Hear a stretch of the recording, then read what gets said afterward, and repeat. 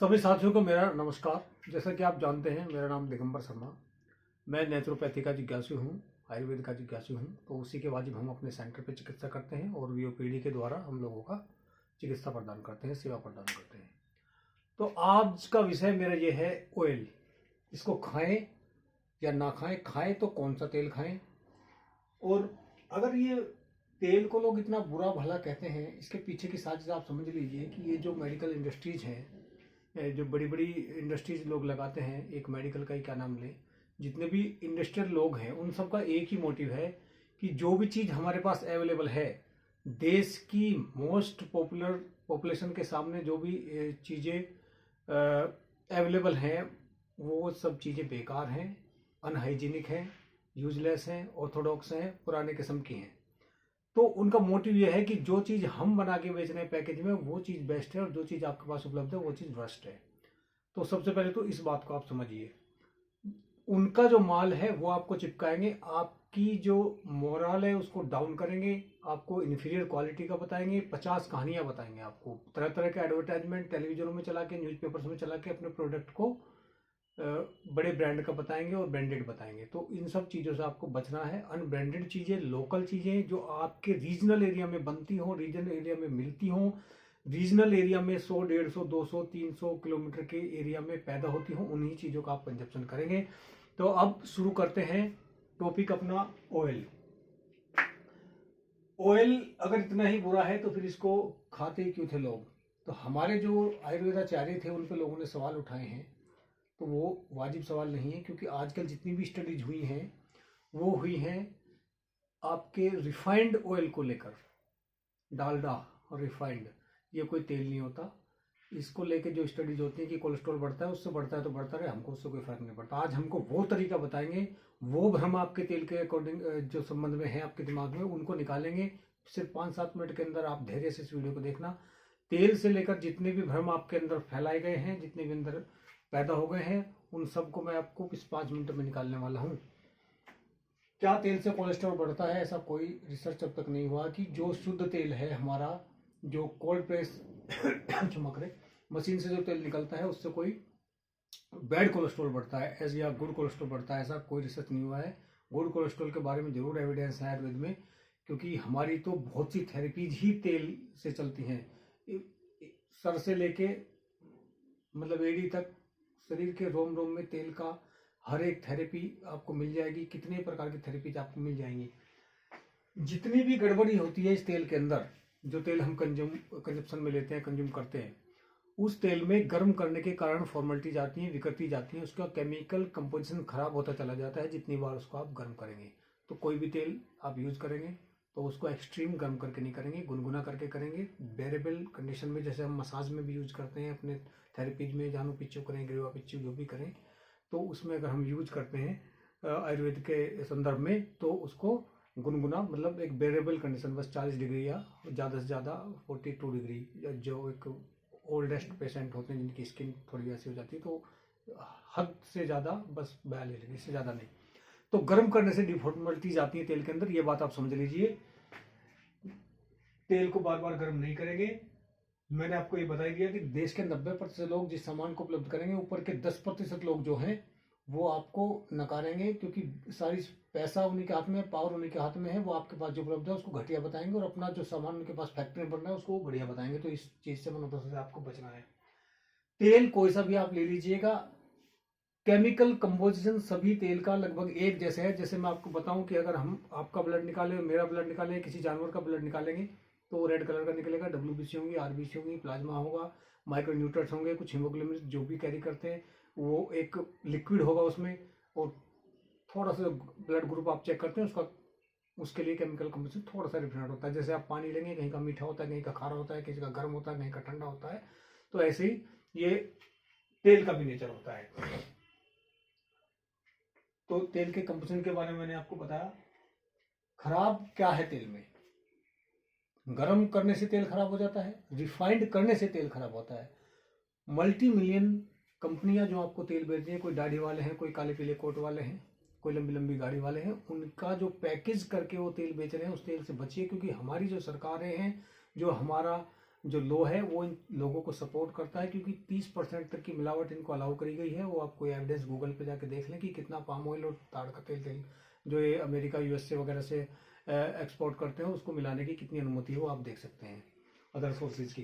तो आप ये भी बात आपको क्लियर हो गई कि ये जो पैकेज में सामान आ रहा है ये आपका कितना ही भी बार ये बोले और ये ब्रांडेड बोल के उसको आप सही साबित नहीं कर सकते हो किसी भी लैब में। और लैब का भी रूल आप देख लेंगे जाके, तो अगर 10% मात्र भी कोई मिलता है किसी मटेरियल में, अगर किसी मटेरियल में दूध का पार्ट 10% भी है तो हमारी लैब उसको सर्टिफाइड कर देती है। तो ये भी आप सच्चाई जान लें, और जानना हो तो आप गूगल कर सकते हैं। हम लोगों को करने की जरूरत नहीं है, क्योंकि हमारे तो गुरुजी डॉक्टर BRC और आचार्य मनीष जी और जो दयानंद आयुर्वेदिक कॉलेज के जो प्रिंसिपल हैं संजीव सूद जी, वो सब ये काम बहुत बेहतर तरीके से कर चुके हैं, एविडेंस बेस कर चुके हैं, साइंटिफिकली प्रूव कर चुके हैं। उनको पता है कि किस लॉबी से हमारा पंगा होने वाला है, तो हमको उसमें डरने की कोई जरूरत नहीं है। हमारी तो पर्सनालिटी भी थोड़ी ऐसी है क्योंकि हम तो मेरठ के हैं। और मैं आपको बता दूं कि तेल के बारे में जितनी भी भ्रांतियां फैलाई गई हैं कि तेल खाने से लोग बीमार होते हैं, कोलेस्ट्रॉल बढ़ता है, तो मैं एक बता रहा हूँ बात पहले ये कि उसको खाएं तो डाइजेस्ट भी करें। मेरे गांव में आप चले जाइए, वेस्ट यूपी में, मेरठ में, बड़ौत में, बागपत में, आपको मैं दिखाऊंगा 70 साल के जवान लोंडे तेल शक्कर में मिला के खाते हैं और ईख खोदते हैं। दोपहर के 1 बजे भी फावड़ा चला रहे होते हैं खेतों में, उनको कुछ नहीं हो रहा होता। यहाँ मैं आपको दिखाऊंगा 20-20 साल के लोंडे बुढ़े हो गए, थप्पड़ मार दो तो 3 दिन में होश आता है उनको। तो मैं आपको बता दूं इन शहरों के अंदर ये हालत है। पैकेट का माल खा के, दूध है तो वो पैकेट का है, तेल है तो वो पैकेट का है, और घी है तो वो पैकेट का है। 20-20 साल के लोंडों के मुंह में दांत नहीं रहे, माथे में आंख नहीं है, पेट में हाथ नहीं है, सर पे तो बाल साफ ही है, मतलब उनकी तो बात ही छोड़ दो। तो मैं आपको ये समझा देता हूँ कि यहाँ आदमी 20 साल में बुढ़ा हो जाता है। जब मैं यहाँ शहर में आया था तो कहते थे तो 40 साल में बुढ़े होते हैं। मैंने कहा नहीं यार, अब मेरा कॉन्सेप्ट बदल गया, यहाँ तो 20 ही साल के बुढ़े हैं, कुछ तो पैदा ही बुढ़े हो रहे हैं, चश्मे चढ़ रहे हैं इतने मोटे मोटे। और मैं तो ये कहता हूँ उन बच्चों की क्या गलती है, उनके माँ बाप की ये मंदबुद्धि है कि उनको ऐसी चीज़ें दे रहे हैं, वो अपनी ज्ञान पे अपने माइंड को एक्सप्लोर नहीं कर रहे, दूसरी चीज़ों को अपने माइंड में आने नहीं दे रहे।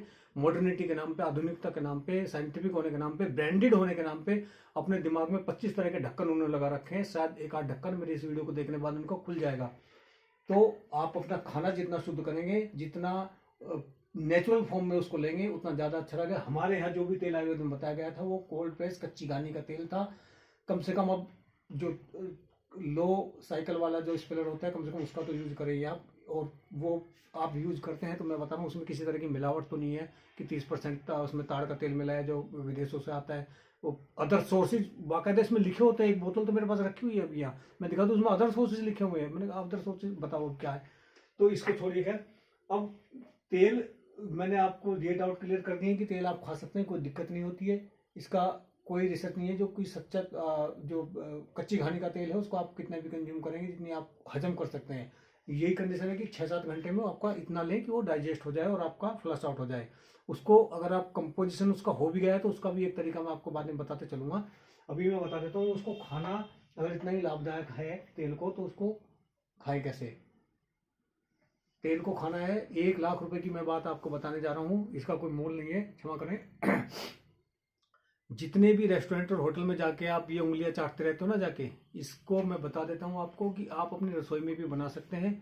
अपने जितने भी मसाले आप बनाते हैं, सब्जी में जो डालते हैं, उन मसालों को उनको आप ऐसे ही फ्राई करिए। तवे पे आप जीरा डालेंगे तो भुन जाएगा कढ़ाई में। हम तो खैर पीतल की कढ़ाई यूज करते हैं, आप पता नहीं कुकर करते होंगे। तो ओपन कढ़ाई में आप सब्जी को पकाए ना, भुने ना, उबाले, केवल स्टीम करें सब्जी को।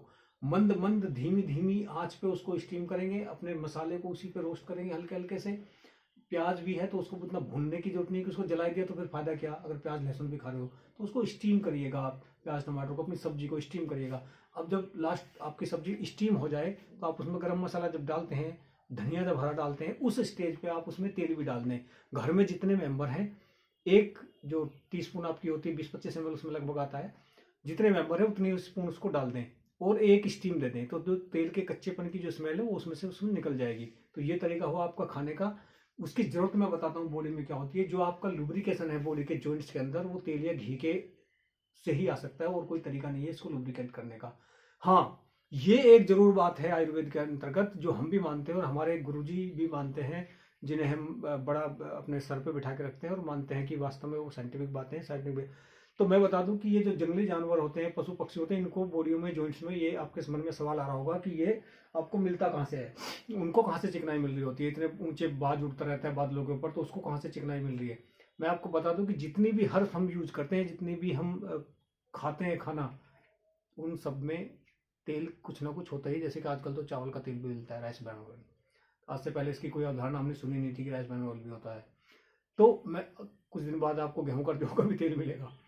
तो मेरा मतलब कहने का ये है कि आप जो ये कंज्यूम कर रहे हैं, जितनी भी फल हैं, सब्जी हैं, अनाज हैं, जैसे मूंगफली खाते हैं उसमें भी तेल होता है, सब जानते हैं। तो इसी तरह से हर एक फल में और सब्जी में तेल है, तो उसकी पूर्ति बॉडी में हो जाती है। लेकिन वो जो साधु संत टाइप के लोग होते हैं, मेरे जैसे जो थोड़े संयमी लोग रहते हैं, उनकी तो काम चल जाता है, उनको तो इशू नहीं आता ऐसा खा के। लेकिन जो थोड़े से उपद्रवित तरह के लोग होते हैं, जो गृहस्थी में रहते हैं लोग, थोड़ा सा ज़्यादा मेहनत भी ज़्यादा करते हैं और गृहस्थी का जीवन जीना पड़ता है, हार्ड वर्क करता है, उनके लिए आयुर्वेदाचार्यों ने तेल और घी का सिस्टम बनाया हुआ है। दूध का वो लोग कंज्यूम करें, उन्हीं को वो डाइजेस्ट भी होगा और उन्हीं के शरीर में उसकी जरूरत भी है। मैं बैठा हूँ सुबह से शाम तक घर में, मेरे को इतना तेल और ये चिकना घी खाने की जरूरत नहीं है, उससे दिक्कत हो सकती है।